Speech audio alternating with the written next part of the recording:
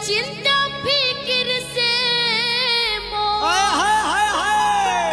तो हई फूल लगलिया धमसल बा। ए पंडित जी तनी पतरा तनी पतरा देखिए पंडित जी मोर भतरा कौना से फसल बा।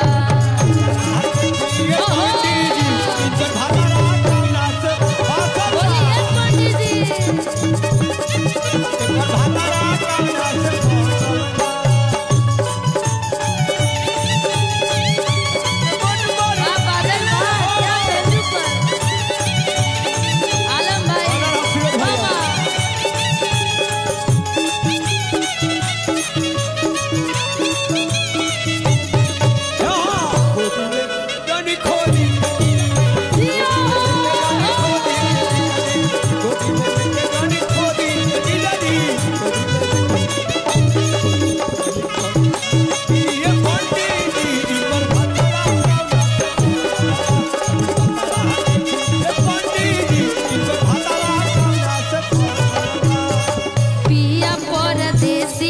बुझात नहीं खेसा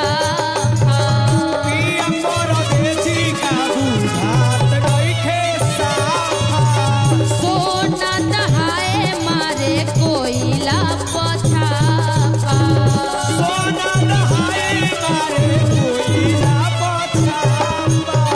इतना बेवकूफ हमर पति की हम का कही।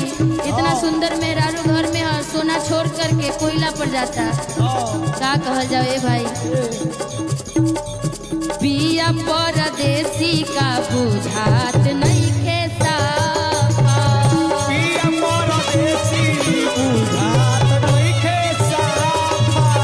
सोना दहाए मारे कोयला पछापा।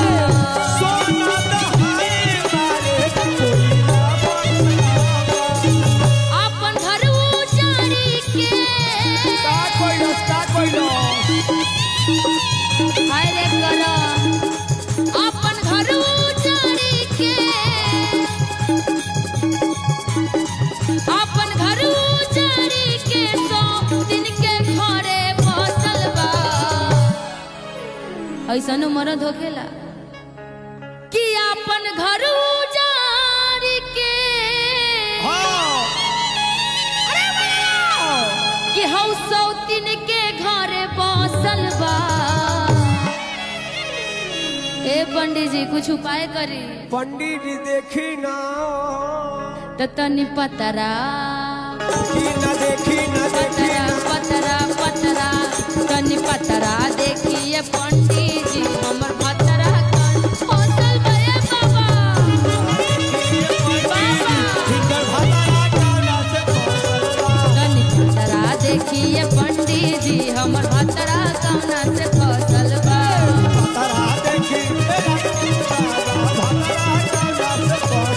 आदत नहीं के सुधरल ओकर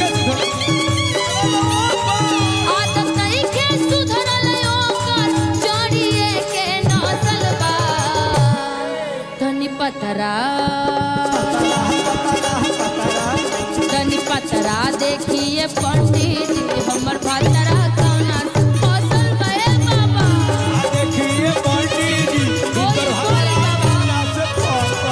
तनी पतरा देखिए पंडित जी हमर भतरा कौना से फसल बा। तनी पतरा देखिए पंडित जी हिनकर भतरा कौना से फसल बा। तनी पतरा देखिए पंडित जी हमर भतरा कौना से फसल बा।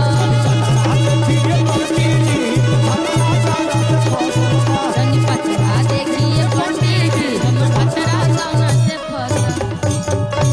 तो तनी पतरा देखी ए पंडित जी कि हमर भतरा कौना से फसल बा। ए बाबा अब रउए सहारा बनी। नचनिया रखले बा नचनिया। हाँ ए बाबा। एक पत्नी बड़ी उदास रहती है शादी के बाद, जाती है बाबा के पास, पंडित जी के पास। पंडित जी के पास राजू बाबा पंडित जी। पंडित जी से कहती है कि पंडित जी जब से शादी होके आई बा हाँ पति पता ना आधी आधी रात के कहाँ चल जाता रे, राज ने कहाँ रहत हूँ, दिन भर कहाँ व्यस्त रहता रे, ना उनका खाए के चिंता न रहे के चिंता खाली गाड़ी चलावता और न ही उनका बीवी के चिंता बा। हाँ हाँ पत्निया कहतिया का टमाटर ढोता दिन रात। तनी पतरा तो तनी पतरा देखी ए पंडित जी कि तनी पतरा देखी ए पंडित जी कि मोर भातरा कवना से फसल की आदत नहीं खे सुधरल हानू हानू बड़ी गलती बा, बड़ी गलती बा। की आदत नहीं खे सुधरल पहले ही खानी करता गाड़ी चलावता कि उ तो जोड़िए के नसल बा। तनी पतरा ए बाबा तनी पतरा देखिए पंडित जी हमर भातरा कौना से फसल बा। देखी देखी तनी पतरा देखिए पंडित जी हमर भातरा कौना से फसल बा।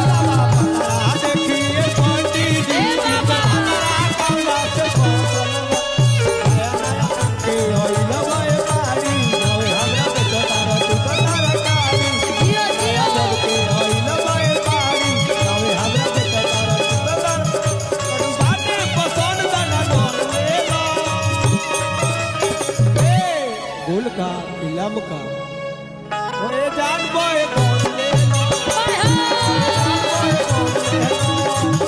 ओए जान बोए कौन ले लो ओए जान बोए तनी पतरा देखिए पंडित जी हमर भातरा कौना से पंडित जी देखी यो हे बाबा और भातरा कौना से ओ करा कमाई के ठाह नहीं खेला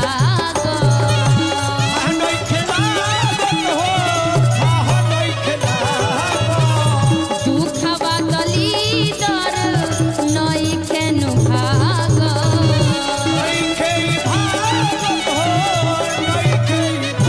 ओ करा कमाई के ठाह नहीं खेला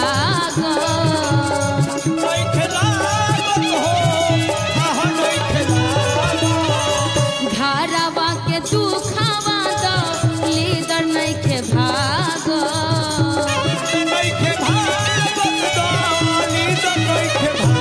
ओकर चिंता फिक्र से मोर